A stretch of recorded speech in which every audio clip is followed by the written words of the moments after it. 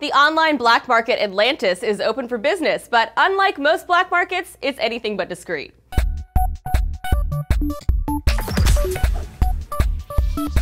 In our prior coverage of the Bitcoin space on TFN, we've talked about the Silk Road, which is an anonymous Bitcoin-supported black market for drugs and other mostly illegal goods and services, where you can buy anything from drugs, drugs and more drugs, to fireworks, to forgeries, and much, much more. But now a new similar marketplace, Atlantis, has opened its doors, welcoming not just seasoned users of the dark web. Similarly to Silk Road, Atlantis is accessible through an anonymous Onion network Tor, but they're far less discreet, going so far as to release a commercial on YouTube complete with cheerful, startup-y theme music.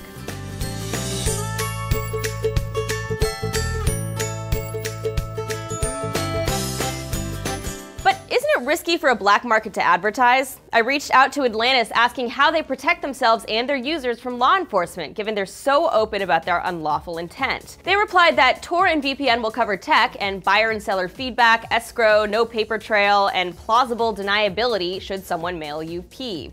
Not that I was looking at listings for pee or anything, but just in case you're wondering, you can totally buy a jar of drug-free pregnant urine for $150. Fancy that. According to the buyer's guide, the escrow system means that if you make a purchase, your Bitcoins or Litecoins will be held in a mutual account until you receive your order. Plausible deniability just means that it'd be easy for a buyer to deny they had anything to do with it. Still, the fact that Atlantis is so open about their intent has some feeling wary that it's a honeypot for law enforcement, to use the phrasing of the top YouTube comment on their ad. And over on the Silk Road forum, some users are expressing concern over recent news reports of Silk Road vendors getting busted.